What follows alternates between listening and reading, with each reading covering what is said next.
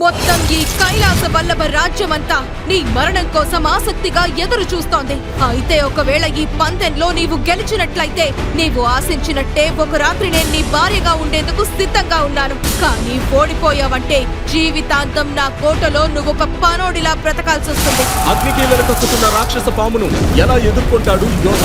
1000 కిలోలకు పైగా ఉండే అగ్నిశిలను ఎత్తగలడా?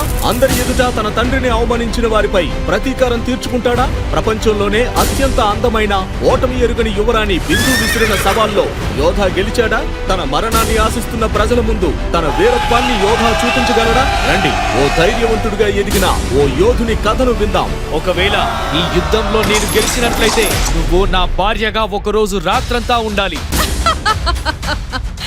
ఎన్ని జన్మలెత్తినా నీలాంటి పిరికివాడికి ఈ పందెం గెలవడం సాధ్యపడదు. పిరికి వాడెవరు, ధైర్యవంతులెవరనేది ఈ పోరు ముగిసిన వెంటనే తెలిసిపోతుంది. ఒకవేళ నేను గెలిస్తే నువ్వు ఒక రాత్రి నా భార్యగా ఉండేందుకు సిద్ధమా? అది జరుగుతుందో లేదో చూద్దాం. యుద్ధం గెలవడం సంగతి దేవుడెరుగు. కానీ నాకు మాత్రం ఈ యుద్ధంలో నువ్వు నా ముందు ఓడిపోయి ప్రాణాలు కోల్పోతావని అనిపిస్తోంది.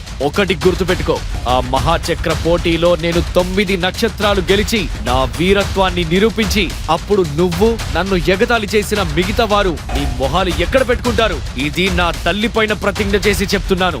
ఈ విధంగా యువరాజు యోధ సవాల్ విసిరాడు. కానీ రాక్షస దండబలం పరీక్షలో అతను తీవ్రంగా ఓడిపోయాడు. దేశ ప్రజల ముందు అపహాస్యం పాలయ్యాడు. దీంతో యవనిక అతనితో నిశ్చితార్థం భంగం చేస్తూ అందరి ముందే ప్రకటించింది. ఇలాంటి పిరికి వాణ్ణి పెళ్లి చేసుకోవాలన్న ఆసక్తి నాకు అస్సలు లేదు. అలా అనొద్దు యవనిక. నేను అవమానంతో నా ప్రజల ముందు తలదించుకోవాల్సిన పరిస్థితి వస్తుంది. యువరాణి యవనిక ఎదుట రణసింహ వేడుకున్నప్పుడు ఈ దృశ్యం చూసి యోధ మరియు ప్రజలందరూ ఆశ్చర్యపోయారు. వాళ్ల రాజు ఇలా చేస్తారని ఎవ్వరూ కలలో కూడా ఊహించలేదు. రాజా రణసింహ, మీ కుమారుడు ఇంతటి అవమానానికి గురి కావడానికి కారణం మీరు. అంతేకాదు, యోధ తల్లి మరణం వెనుక ఉన్న రహస్యానికి మూల కారణం కూడా మీరు.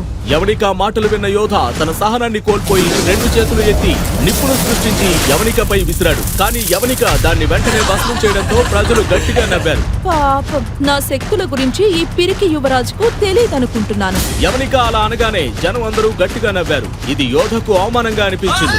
ఇప్పుడు ప్రజలంతా ఒకటిగా నినదించసాగారు. ఆ అవమానం చూసి యోధ నిశ్చయించుకున్నాడు. వచ్చే మహాచక్ర పోటీలో గెలిచి తన శక్తిని యవనికకు నిరూపిస్తానని ప్రతిజ్ఞ చేసి తల్లి సమాధి దగ్గరికి బయలుదేరాడు. అమ్మా, నన్ను ఇలాంటి స్థాయికి ఎందుకు వదిలిపెట్టావు? సమాధానం చెప్పు. పాంచాల రాజ్యంలో ప్రజలెవరూ ఆ పాత శ్మశాన ప్రాంతానికి వెళ్లేందుకు ఇష్టపడరు. ఎందుకంటే అక్కడ శతాబ్దాలుగా పిశాచ శక్తులు ఉంటాయని నమ్మకం. ఆ ప్రాంతంలోకి వెళ్లిన వారు చనిపోతారని భావిస్తారు. అందుకే యోధాను ఆపడానికి చాలా మంది ప్రయత్నించినా అతను తల్లి సమాధి వద్దకు వెళ్లాడు. అక్కడ కూర్చొని తన తల్లికి ప్రతి విషయం చెప్పుకున్నాడు. నేనేం పాపం చేశాను? చిన్నప్పటి నుంచి పాంచాల దేశ ప్రజల నుంచి శత్రువుల వరకు అందరూ యోధాను పిరికివాడని అవమానించారు. ఇక తన తండ్రి కూడా తన ప్రజల ముందు అవమానపడటం అతను జీర్ణించుకోలేకపోయాడు. కానీ యోధా తల్లి ఒక ధైర్యవంతమైన యోధురాలు. ఆమె పేరు వింటే శత్రువులు వణికిపోతారు. అమ్మా, నేను నీ కొడుకునే కాదు, పిరికివాడిని. యోధా మాట్లాడుతుండగానే ఆ చీకటి సమాధిలో అతని తల్లి ఇచ్చిన ఉంగరం మెరవటం ప్రారంభించింది. ఒక్కసారిగా గాలిలో ఉరుములు అన్ని దిశలకు విస్తరించాయి. సమాధుల నుంచి శబ్దాలు వినిపించసాగాయి. యోధా తల్లి సమాధి నుండి దట్టమైన తెల్లటి పొగ లేచింది. దాన్ని చూసి యోధా భయపడ్డాడు.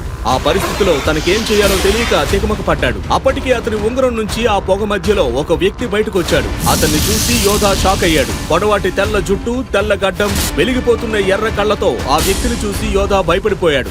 ఆ వ్యక్తి అతని దగ్గరకు రాగానే నా దగ్గరికి రాకు, నువ్వెవరు అంటూ యోధా ఆ వ్యక్తిపై దాడి చేశాడు. కానీ ఆ వ్యక్తి దానిని అతి సులువుగా తప్పించుకున్నాడు. ఒక్కసారిగా అతను యోధాను గాల్లోకి లేపి నువ్వెవరు, నీకు ఇంత బలం ఎలా అని యోధ అడిగినప్పుడు ఆ వ్యక్తి గట్టిగా నవ్వాడు. అప్పుడు యోధ అతని మెడలో వేలాడుతున్న తాయెత్తును చూసి ఆశ్చర్యపోయాడు. ఈ తాయెత్తు చాలా శక్తివంతమైన యోధులకే లభిస్తుంది కదా, అది నీ దగ్గర ఎలా ఉంది అని యోధ అడిగినప్పుడు ఆ వ్యక్తి చిరునవ్వుతో ఇది నాకు నీ తల్లి స్వయంగా ఇచ్చింది.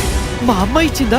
నీకు ఆమె గురించి ఎలా తెలుసు, చెప్పు అని యోధ అడిగిన వెంటనే ఆ వ్యక్తి మొదటి నుండి నేను నీ ఉంగరం లోపలే ఉన్నాను. నీ తల్లి ఎవరు, ఆమె రహస్యాలు అన్నీ నాకు తెలుసు. అంతేకాదు, దేశ ప్రజల ముందు నువ్వు ఎలా ఓడిపోయావో, పక్క దేశ యువరాణితో నీ నిశ్చితార్థం ఎలా భంగమైందో, ఆమెకు నీ శక్తిని నిరూపిస్తానని నువ్వు చేసిన సవాల్ వరకు అన్నీ నాకు తెలుసు. నువ్వు కోల్పోయిన శక్తుల గురించి కూడా నాకు తెలుసు. వాటిని తిరిగి పొందాలంటే నువ్వు నా 3 నిబంధనలు నెరవేర్చాలి. అలా విదుర చెప్పగానే యోధ నిబంధనలకు అంగీకరించి తన శక్తుల్ని ఎలా తిరిగి పొందాలని ఆతృతతో ఎదురు చూస్తున్నాడు. మొదటి నిబంధన, నువ్వు ఎవరినైనా ప్రేమిస్తున్నట్లయితే ఆమె గురించి మానసికంగా కూడా ఆలోచించకు. చేయకూడదు. దీనికి నేను ఒప్పుకుంటున్నాను. రెండో నిబంధన, ఇప్పటి వరకు ఎవరు తయారు చేయని అమృతధార అనే పానీయాన్ని నువ్వే నాకు తయారు చేసి ఇవ్వాలి. దీనికి నేను ఒప్పుకుంటున్నాను. ఇలా 2 నిబంధనలకు అంగీకరించిన యోధ 3వ నిబంధన ఏమై ఉంటుందో అని అత్యంత ఉత్కంఠతో ఎదురు చూశాడు. చెప్పండి, 3వ నిబంధన ఏంటి అని యోధ అడిగిన వెంటనే ఆ వ్యక్తి అతని తల్లి రాసిన చివరి ఉత్తరాన్ని యోధ చేతిలో ఇచ్చాడు. అది చదివిన యోధ ఆశ్చర్యపోయాడు. ఇదే నా 3వ నిబంధన. అలా అని విదుర యొక్క తల్లి మరణం వెనుక ఉన్న రహస్యాన్ని మరియు ఆ 3వ నిబంధనను వివరించగా యోధ చెలించిపోయాడు. ఆ 3వ నిబంధన ఏంటి? యోధ తల్లి మరణం వెనుక దాగి ఉన్న రహస్యం ఏంటి? యోధ కోల్పోయిన శక్తులను తిరిగి పొందగలడా? అతన్ని అవమానపరిచిన వాళ్ల ముందు అతను నిజమైన యోధుడని నిరూపించగలడా? బిందు వేసిన సవాల్లో యోధ గెలిచాడా? ఈ కథలో తరువాతి మలుపులు తెలుసుకోవాలనుకుంటున్నారా? ఈ ప్రశ్నలకు సమాధానాలు తెలుసుకోవాలంటే నెక్స్ట్ ఎపిసోడ్ వినాల్సిందే. క్రింద ఇచ్చిన లింక్ ని క్లిక్ చేసి పాకెట్ ఎఫ్ఎం యాప్ ని ఇన్స్టాల్ చేసుకోండి. Stay tuned to Pocket FM.